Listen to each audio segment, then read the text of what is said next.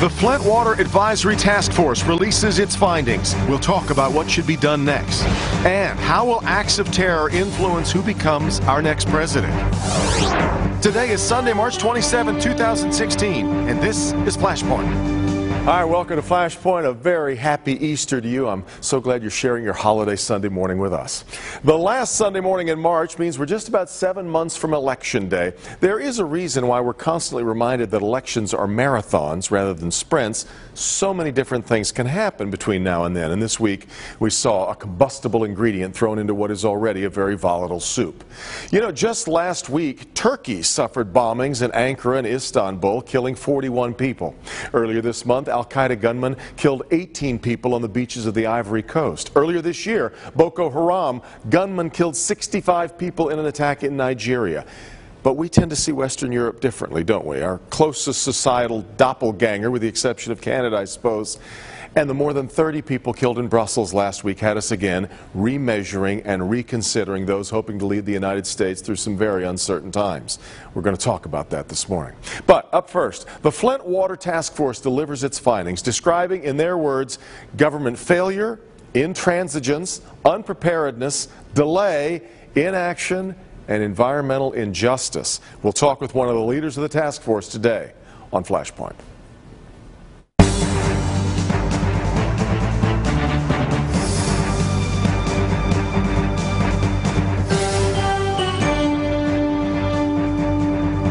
This week, the Flint Water Task Force issued its finding on what went wrong in creating the lead crisis in Flint. It is a 116-page report that not only looks back, but it also looks ahead with 44 recommendations for moving forward. One of the task force members is Chris Kolb, who is the president of the Michigan Environmental Council and my first guest this morning on Flashpoint. Chris, I really appreciate you coming.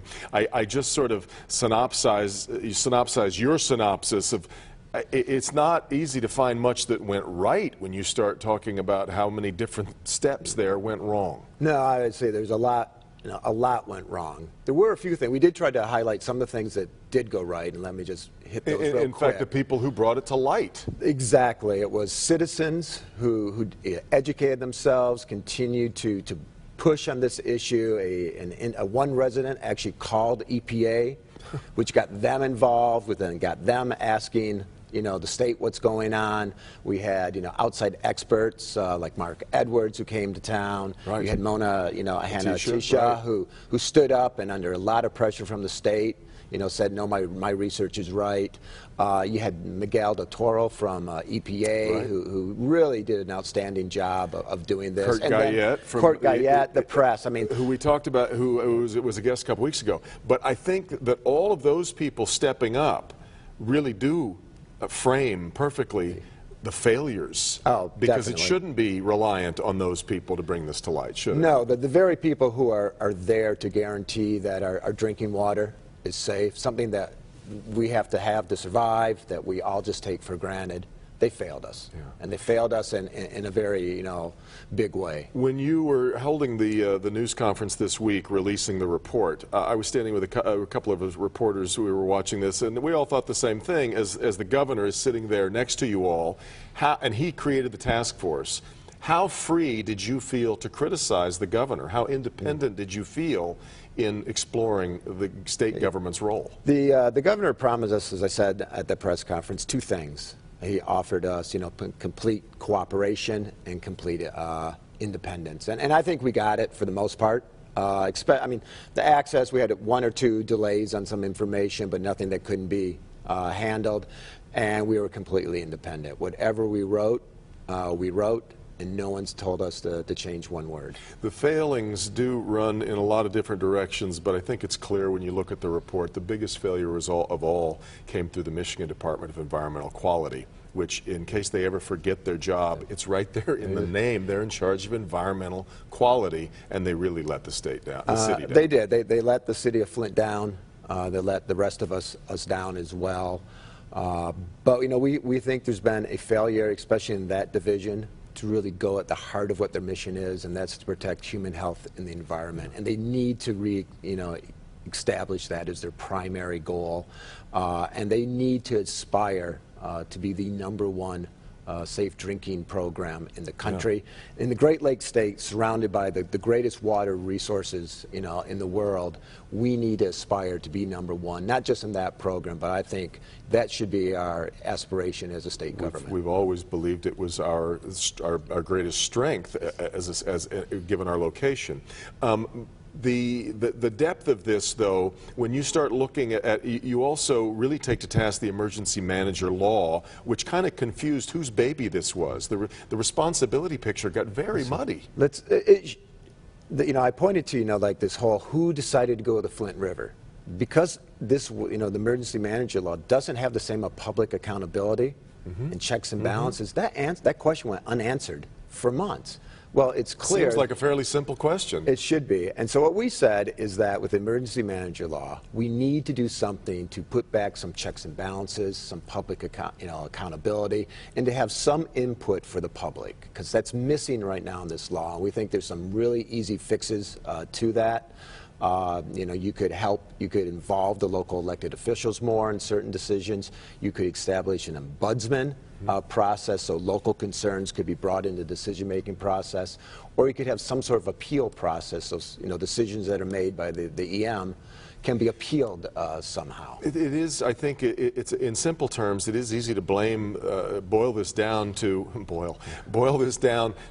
the switch to the Flint River. However, if they had added the corrosion controls, would you and I be sitting here talking about this? No, we probably would not. They definitely might have had some problems with just the quality, but we would not be talking about an exposure to lead. We probably would not be, dealing with the issues we're dealing right now. They could have had some taste and odor, problems. They might have had even which are not necessarily unhealthy, interestingly enough. You can't see lead or taste lead. No, you cannot. And so that is the key. And so it was that one key decision for the state. It was the state that told the city, you do not have to add corrosion control treatment until we do these 2 6-month monitoring periods. So you guys went through this very deep drill down into what had happened here. I was very curious as to what you thought when you watched the Capitol Hill hearings. Some of them, I think the first ones were more enlightening.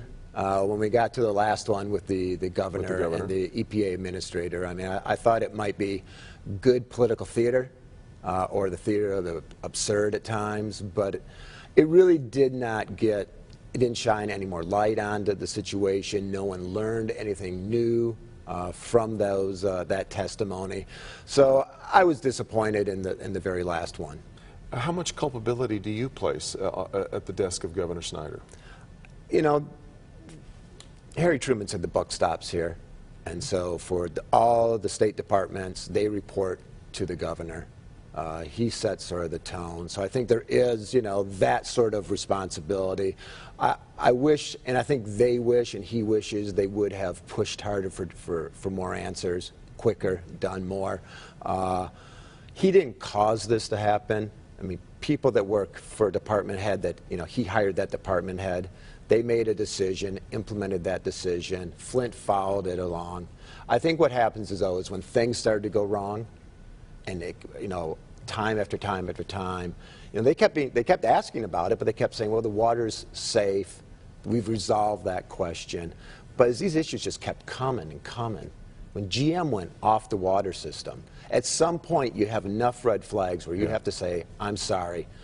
You've told me it's safe, but this isn't getting better. We need to go back to the beginning of this and go through every decision until we find out what happened. And we found out it happened. We did that, and we found out very quickly what the problem was. In fact, since one of your recommendations is the creation of the Flint Toxic Exposure Registry, that tells us how long you believe that we're in this for. This is for decades. Yeah. These are for kids who are born or not yet born, but who were exposed, they're going to be dealing with this for decades. We, of course, also have the investigation continuing with Andy Arena and Todd Flood, looking into whether there was criminality here. That's independent of what you did, but I really appreciate your spending some time with us this morning talking about what you found. Thanks, Chris. Hey, thanks for having us. Chris Kolb, a member of that task force. When we come back, we'll talk about the week that was in the news. How does everything that happened in Brussels impacting the presidential race? This is Flashpoint on Local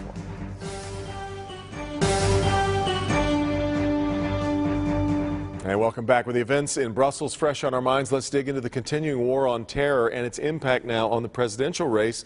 Joining me to talk about that, Stephen Henderson is here, editorial page editor of the Detroit Free Press. Osama Sablani back with us again, the editor of the Arab American News. Scott Hagerstrom is the Michigan State Director of the Donald Trump campaign. Scott, good to have you here. And Sandy Barua back with us, the President and CEO of the Detroit Regional Chamber. Gang, happy Easter. Thank you all very much for coming. Osama, let me start with you on... you and I have talked about this before. Every time something happens like this, like what we saw, you kind of have to gird yourself for its impact on Arab Americans and now its role in the presidential campaign. Yeah, every time something like this happens, we have to apologize for something that we do not have anything to do with. And then we had to be beaten by politicians that we're not doing enough. I don't know what enough is. I think the world is facing a very dangerous problem, and I think that it takes a serious leadership in order to address it, and I do not think that what we see is very serious. Scott, we again are turning a lot of attention to Donald Trump's idea that we need to really clamp down on Muslims who are entering the country, and we need to be surveilling those that live here. Isn't that, I mean, at a time like this, isn't that just ramp up the dialogue in a very unhealthy way? Well, we've seen the policies that have failed over the past 16 years in terms of Muslims, in terms of the Middle East. And Donald Trump is coming up with common sense solutions, common sense. I think the American people are sick of the political correctness that's going on, and they want this problem solved. To the point, though, that this is empowering the extremist Muslims who want to paint a picture of the West hates us, and that's why you need to come join us and fight them. Doesn't that strengthen their argument? I think for the past 16 years, we have gone the other route that other people are talking about. So I think it's time to try something new. And we need to keep this country safe. We need to build a wall on the southern border. And we need to make America great again. Because what's going on, we cannot let what happened in San Bernardino Valley happen again. Stephen, your take on what you're hearing? I mean, with respect to Scott, I mean, he pushed 6 or 7 big racist buttons there in that statement. Muslims, this isn't about Muslims. The fact that these perpetrators were Muslim is no more dispositive of the reason that they did this than, for instance, the fact that the guy who walked into a church in South Carolina and killed 9 black people, the fact that he was white. We didn't talk after that about the need to surveil white supremacist communities for very good reasons, because we don't profile that way. There's also just an ineffectiveness to this kind of thing. I mean, that kind of approach has never worked. It doesn't work with terrorism. It doesn't work with supremacy. Well, what's not working about it is the question. Is it that we're not treating Muslims as the other? Is that the reason that there is terrorism? Or is the reason there's terrorism because the policies that we've employed in the Middle East, including things like dissolving the Iraqi army, which created ISIS in the first place, that was something we did. Policy supported by George W. Bush and Hillary Clinton. Well, it's much bigger than that, really. It's our current policy. It's what we've been hearing from the presidential candidates, including Mr. Trump. You know, there is no vision of how we can fight ISIS. There is nothing there that we know that it will work. Attacking Muslims in here doesn't help the cause. It doesn't help us at all as a country to fight ISIS. However, we have to address this issue in a very serious way. And how you do it, you bring the Muslims on board. Because they are the one right now on the ground dying fighting ISIS every day. Every day. Did you just say attacking ISIS is not the solution? No, I'm saying that we have to attack ISIS, not the Muslim community. We have to bring the Muslim community with us to fight ISIS, because so actually today they are on the ground. Do you still believe Hamas and Hezbollah are freedom fighters? But what I'm saying is, on the ground today, as we speak, in this moment, and it's been for the last 4 years, only Muslims on the ground dying fighting ISIS. Sandy, let me let you jump in here, because we're watching what some people believe, some Republicans are fearing, is the self-immolation of the Republican Party in its divisiveness over this issue. Well, and I think that's exactly right. I mean, you can call it political correctness, you can call it common sense, but, you know, I call it, how do we maintain American values? I mean, we've come a far way in our political debate, especially the political debate of the Republican Party, when George W. Bush went to a mosque in the days after 9/11 and said, Islam is a religion of peace, and that we are not at war with the Muslim faith. We are at war with particular elements within that. And I think Osama is exactly right. If we want to defeat ISIS, we have to be unified. That means the Muslim nations, Muslim people, have to be on our side. And what we're doing in this debate is that we're creating, as Stephen said, kind of an us versus them atmosphere. And I think our political debate is giving ISIS oxygen. And, you know, the more we kind of create this kind of hullabaloo about this, and the more we upplay these terrorist attacks, the more we're giving them oxygen. Well, as a devout Republican, where does this leave your party then? Well, I'm not. That's not really what. I mean, that's not what we're hearing out of the two leading. Well, Republican you know, last candidates time I was on the show, you asked me where I was on the presidential race. I'm saying I'm absolutely nowhere on the presidential race, and I'm in full-fledged panic mode. I mean, you know, if it's Donald Trump and Hillary Clinton, I'm staying home. I mean, there's just no way I'm not. See, you know, the people at this table are very out of touch with the American people and the people here in Michigan. When you have people here that endorsed the largest tax increase in 50 years on the ballot last year, and the people of Michigan said no, 80 to 20. Clearly, there's a divide, and the people of this country and of this state have voted for Donald Trump. That decision has already been made. But that percentage is also the same percentage which you got defeated on the bridge where the Maroons spent billions of dollars what practically. What are you talking about? Yeah, but but they also voted. Prop 6 ago. So we can go back 1 year. That wasn't my proposal. You just said it in the green room. You said that was you. Hang on. I didn't do anything. But they also. But no, Scott. I think you're speaking to something that I've mentioned a couple times at this table, that there's a lot of people out there supporting Donald Trump. Yeah, that but we there's gotta find a way to. I mean, I can't act like it's what we get into this sort of elitist argument that, well, who are these people? There's a lot of them clearly. There is support for Trump, but there's also support for Sanders, which they stand on opposite side of this world, and the Sanders support was stunning. And they both recognize the problem in Washington D.C. with lobbyists and donors and who really owns. the problem clearly, in But fact, Donald Trump Steve has and I a have talked about 60% this. The crisscross between 60%. supporters for Sanders and Trump's Trump. fascinating. We got to take a quick break. We'll continue with this. This is Flashpoint on Local 4.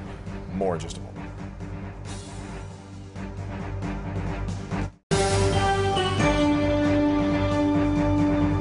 Welcome back to Flashpoint. Before we move further along into exactly where this presidential race is headed, Osama, you wanted to say. Well, I'm shocked of how Mr. Trump has been acting and the things that he's been saying. He's certainly not a person that I thought that he would say something like this. Remember, Mr. Trump helped Rima Fakih, the first Muslim to become Miss America. And Mr. Trump has businesses in the Arab world more than he has in the United States with the Saudis and the United Arab Emirates. All of a sudden he disengaged from the Muslim world, and now he is saying something like this. Mr. Trump is playing on fears and capitalizing on fears just to garner vote, and that's not leadership. You know, That's not as an leadership. activist, you've called yourself an activist, not just a journalist, but an activist. It's okay. And your support for Hamas and Hezbollah and saying that they're freedom fighters, I think there's a lot of shock to go around the table. I think that shows another ignorance on your part. You know that Hezbollah is the only group right now fighting ISIS and defeating them in Syria? So you know that? I think you should give them a credit. So I think one of the things that we got to stop doing is we got to stop giving Donald Trump credit for his popularity. The demagoguery is popular and often is used to prey on people who have legitimate fears and direct them in illegitimate ways. And I'll give you an example. Are you calling voters stupid? Hold on. I'll give you an example. Donald Trump says over and over and over again that he wants to have a religious test for immigration, that somehow we can keep Muslims from immigrating. That wouldn't survive 15 minutes in a federal court in this country because the Constitution prohibits it. Do you actually listen to what he says? It's a temporary ban. It doesn't matter. We can figure out what's going on. But you it's a religious to say that, and you mislead the viewers. You mislead the viewers. It's still a religious test, correct? It's still based on their religion. Mr. Trump has not made two sentences that make sense. Because you're right. Clearly, there are a lot of people supporting him. However, it's a lot of Republicans supporting him. It's about a little over the third of the Republicans. When you find, and I want us to make the turn now to where we're headed toward this election. There was a poll out this week. Only 19% of Americans show a favorable opinion of Donald Trump. That's no way to get elected. Even, I mean, Well, once you winnow away and you start having to rely on independents and Democrats to come your way. It's very early at this stage. Back in 1980, Ronald Reagan was losing to Jimmy Carter by 15 points. Donald Trump is not that far behind. He has not even started in on Hillary yet. And we see the Republican Party coming together. Just this week, Ambassador Ron Weiser, one of the elders in our party here, former GOP chair, has come aboard the Trump campaign and is going to pledge his support for Donald Trump. So we see that we're coming together, we're unifying, and we have several months to go. Who was caught on tape talking about people who wanted, the 47% who wanted giveaways and things like this. This is not exactly a unifying thing. I think you're talking about Mitt Romney. No, also Ron Weiser. We wrote a story about that. Sandy, where do you think we're headed with this this summer of what some people think could be an open convention finally? Well, you know, every time we think that Donald Trump's kind of making the turn to kind of pivot towards a more general election message, something happens, you know, Ted Cruz wins the primary, or something happens that kind of puts Donald Trump back in demagoguery mode. So I think Donald Trump's going to stay in that mode as long as he has to win the 1,237 delegates that he needs to win. And it's going to be very, very tight. I think he's got a shot at winning the 1,237, certainly not with my help, but he's got a shot at it. And if he can get there, he will be the Republican nominee, but droves of Republicans are going to stay home. I mean, you know, it could be, he will certainly shake up the electoral math. I mean, the electoral math in terms of which states are going to be competitive for the Republican and the Democrat is going to change if Trump wins. But overall, I mean, it's going to be a wipeout. On the contrary, he's bringing lots of new people to the party, millions of new voters. Well, turnout is at record high. It just again shows how out of touch the elites are with the American people. Many people who left the Republican Party, and the Republican Party turned their back on so many people, including me. You know that I've supported George W. Bush in 2000. There is no way that we can endorse any of the Republican candidates, the front runners. You know, the numbers at this point, you are talking about primary voters of one party in these states. When you broaden the electorate to the general electorate, he does much worse. And that's where you so here's some perspective. Ronald Reagan didn't have a 19% approval rating now. There are 350 million people in this country. Donald Trump to date has less than 4 million people who have actually voted for him. You know, these are the same people that said he wouldn't run. They said he wouldn't be serious if he ran. They said he couldn't win a primary. And that's fair. I was one of those people. I've stopped underestimating the fact is that American people are sick of the political correctness. They want to make America great again. And they want common sense leadership. They want a doer. They want someone that's done things. He's making a mockery out of America. He has done things. He's not just a talker. Making a mockery out of our You guys support all these other people that talk all the time. What have they done? They put us $19 trillion in debt. $19 trillion in debt. We are running out of time here. We are going to take our conversation over. We'll continue on clickondetroit.com. We're going to take it outside. After that, right? Meet the press. Scott's going to buy us drinks. He meant we're all going to brunch together. That's right. So head over to clickondetroit.com with us. Meet the press coming up next. Have a great week. We'll see you next time on the Flashpoint. That's pretty good, Osama.